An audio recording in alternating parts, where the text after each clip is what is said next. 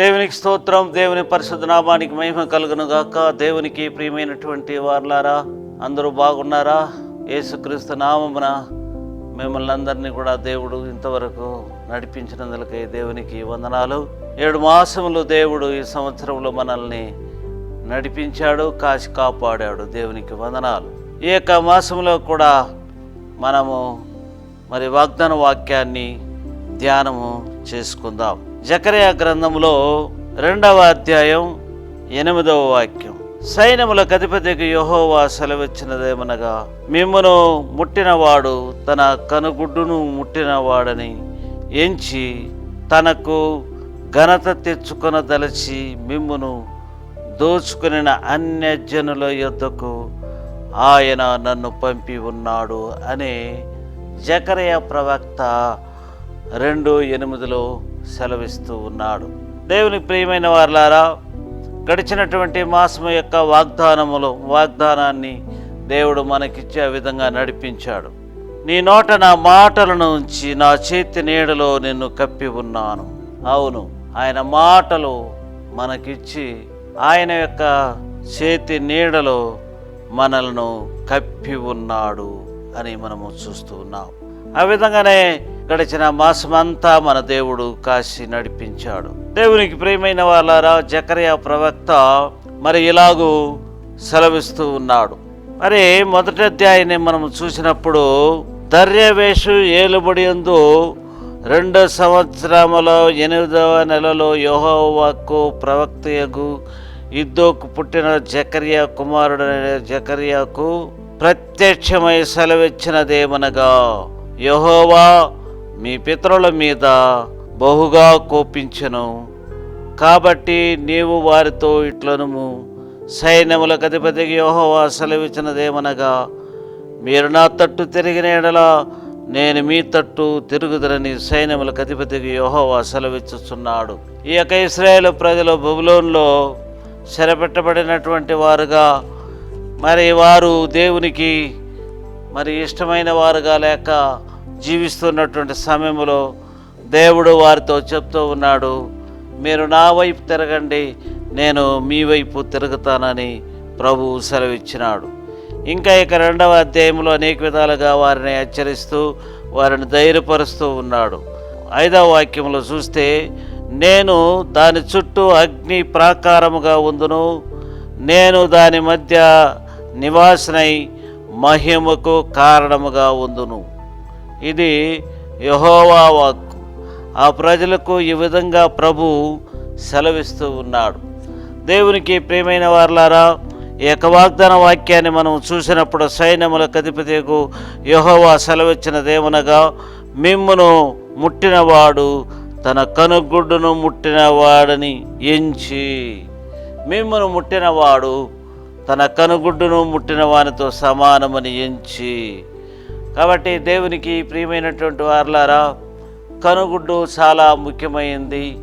కన్నులో దేహములో చాలా శ్రేష్టమైనటువంటిదిగా ఉన్నది. కావున మనల్ని ఎవరైనా ముట్టినట్లయితే శత్రువులు దేవుని కనుగుడ్డును ముట్టిన వానితో సమానమని ఆయన సెలవిస్తూ ఉన్నాడు.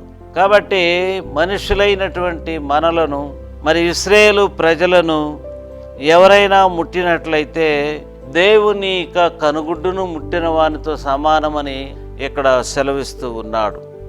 కాబట్టి కన్నులో చాలా ముఖ్యమైంది మనుష్యునికి. శరీరంలో ఏ అవయాలు లేకపోయినప్పటికీ కళ్ళు ఉన్నట్లయితే ఆ మనిషికి మేలు. కాబట్టి దేవునికి ప్రియమైన వారులారా, మన దేవుడు ఎంత మంచివాడో చూడండి. తన ప్రజలకు ఆయన ప్రాకారంగా ఉన్నాడు. తన యొక్క ప్రజలు వారికి నేను మిమ్మును ఏం చేస్తున్నాను, మిమ్మును వ్యాపింపజేసి ఉన్నాను, ఇది యెహోవా వాక్కు. కాబట్టి ఇక్కడ తన ప్రజలను ఆయన ఎన్నుకొన్నవాడుగా ఉన్నాడు. తన ప్రజలను కాపాడే దేవుడుగా ఉన్నాడు. తన ప్రజల మధ్యలో ఆయన ఉండి ప్రాకారంగా ఉండి దాని మధ్య నివాసము చేస్తాను అని సెలవిస్తూ ఉన్నాడు. కాబట్టి ఇక్కడ నేను దాని చుట్టూ అగ్ని ప్రాకారంగా ఉంటాను అంటున్నాడు. ప్రియమైన వారలారా, ఈ ఇశ్రాయేలు ప్రజలు ఆయన మాట వినకపోయినప్పటికీ కూడా నేను మీ చుట్టూ అగ్ని ప్రాకారంగా ఉంటాను అని చెప్తూ ఉన్నాడు. అగ్ని ప్రాకారం మరి ఉన్నట్లయితే దానిలోనికి ఎవరు కూడా ప్రవేశించలేరు. ఆ విధంగా కాపుదలను, రక్షణను ఈ యొక్క ప్రజలకు నేను ఇస్తాను అని ఆయన వాగ్దానము చేసినటువంటి ప్రభువుగా ఉంటూ ఉన్నాడు. హల్లెలూయా. కాబట్టి దేవునికి ప్రియమైన వారలారా, ఈ యొక్క వాక్యాలని మనము కొంతసేపు ధ్యానం చేసుకుందాం. ద్వితీయోపదేశకాండంలో 32:3 ఇలా చెప్పబడి ఉంది, భీకర ధ్వని గల పాడైన ఎడారిలోను వాని కనుగొని ఆవరించి పరామర్శించి తన కనుపాప వలె వారిని కాపాడును.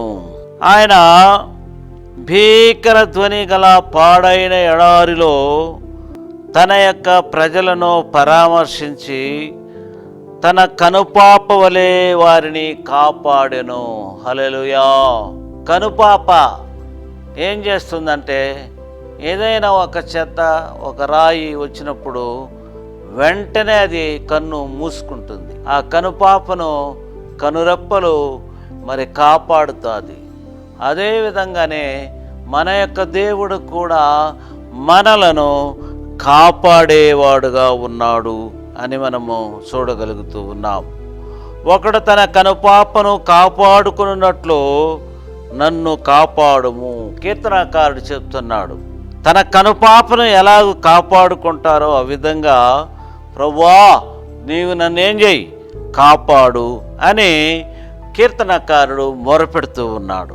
అదే సామెతలు 7:2 చూసినట్లయితే, నా ఆజ్ఞలను నీవు మనస్సున నుంచుకొనిన ఎడల నీ కనుపాప వలె నా ఉపదేశమును కాపాడిన ఎడల నీవు బ్రతుకుదు. కాబట్టి దేవుని యొక్క ఆజ్ఞలను మనస్సులో ఉంచుకొని మనము విని మరి కనుపాప వలె ఉపదేశాన్ని మనము గైకొనినట్లయితే, అనుసరించినట్లయితే మనము బ్రతుకుతాము అంటున్నాడు. హల్లెలూయా. ఆత్మలోను శరీర ప్రకారంగాను మనలను ఆయన బ్రతికించే ప్రభువుగా ఉన్నాడు అని సామెతల్లో మనం చూస్తూ ఉన్నాం. యెషయా 54:14 చెప్తున్నాడు, నీవు నీతిగల దానవై స్థాపింపబడుదువు, నీవు భయపడనక్కరలేదు, బాధించువారు నీకు దూరముగా నుందురు, భీతి నీకు దూరముగా ఉండును, అది నీ దగ్గరకు రానే రాదు. హల్లెలూయా. కాబట్టి నీతి గల దానవై స్థాపింపబడుదు. దేవుని బిడ్డలో మరి నీతి కలిగినటువంటి వారుగా స్థాపింపబడతారు. మరి భయపడక్కర్లేదు. బాధింపబడేవారు నీకేం చేస్తారు, దూరంగా ఉంటారు. నీకు విరోధులు, నిన్ను హింసించేవారు, బాధించేవారు, వేదన పరిచేవారు, వారే ఏం చేస్తారంటే నీకు దూరముగా నుందురు.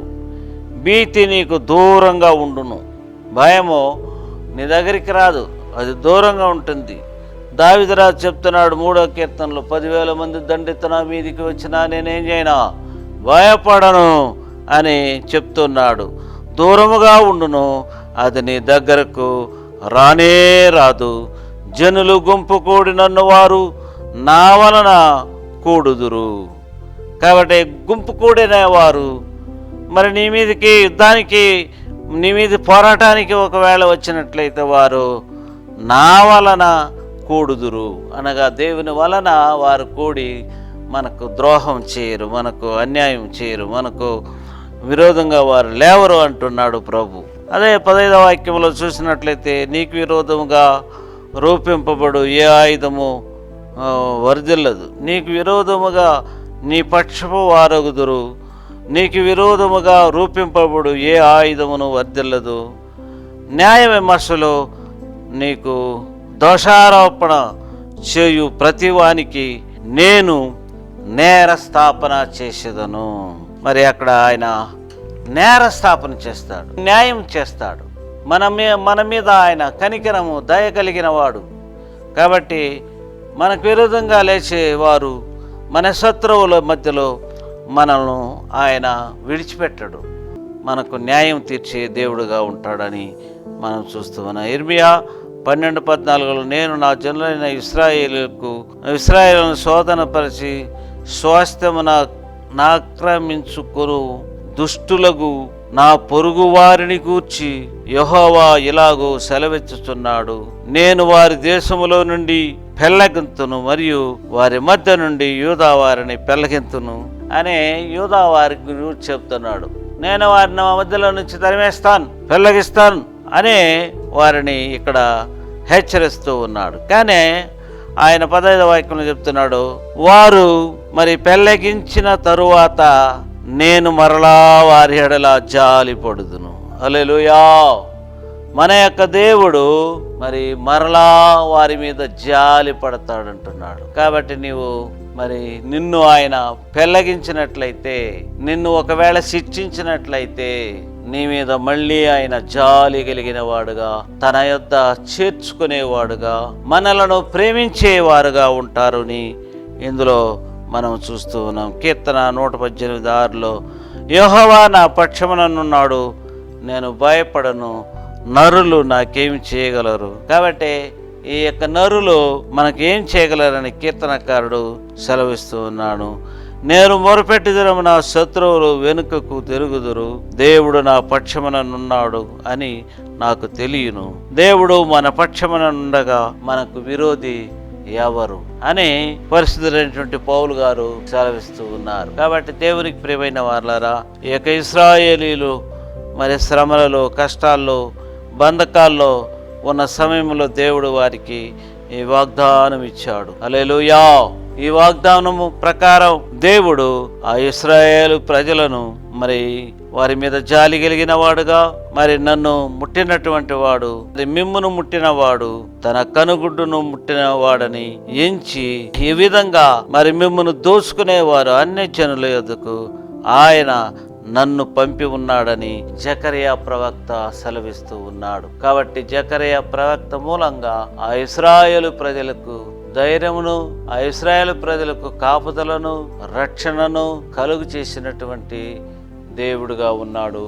వారి మీద జాలి కలిగిన ప్రభువుగా ఉన్నాడని దేవుని వాక్యంలో చూస్తూ ఉన్నాం. కాబట్టి దేవునికి ప్రియమైన వారలారా, మీరు ఒకవేళ దేవునికి దూరంగా ఉన్నారా?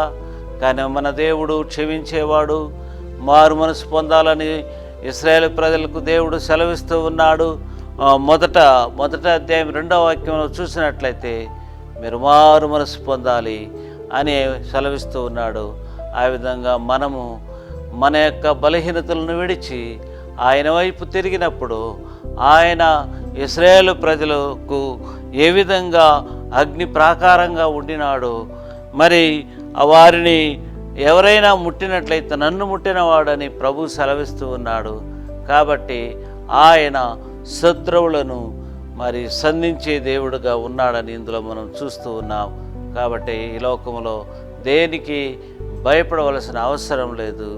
ధైర్యం కలిగి ఉందాం, విశ్వాసం కలిగి ఉందాం, భక్తి కలిగి ఉందాం. ఇశ్రాయేలు ప్రజలను నడిపించిన దేవుడు నిన్ను నన్ను కూడా నడిపించడానికి ఆయన కృపగలవాడు, దయగలవాడు.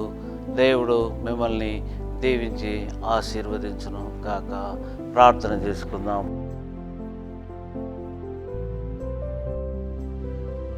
పరిశుద్ధుడా, కృపగల దేవా, దయగల దేవా, నీవు ఇచ్చిన వాగ్దానమును బట్టి నీకు వందనాలుప్పా.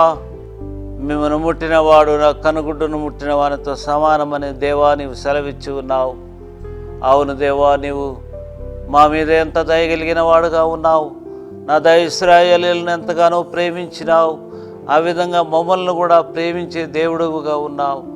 మాకు విరుద్ధంగా లేచి ప్రతి ఒక్కరిని మీరు ముట్టి, మీరు వారిని సంధించి, వారికి హెచ్చరించి, వారిని నా ప్రభువా నీ వైపుకు మళ్ళించి దేవుడవై ఉన్నందులకై వందనాలు. ఈ సమయంలో కూడా మాకు విరోధంగా లేచినటువంటి ఏ ఆయుధము వర్ధిల్లకుండా నాదా ఈ లోకములు మమ్మల్ని కాసి కాపాడు, నీ కృపలో భద్రం చేసుకో, తోడుగా ఉండుము. నీ ప్రసన్నత, నీ సన్నిధి మాతో ఉండని.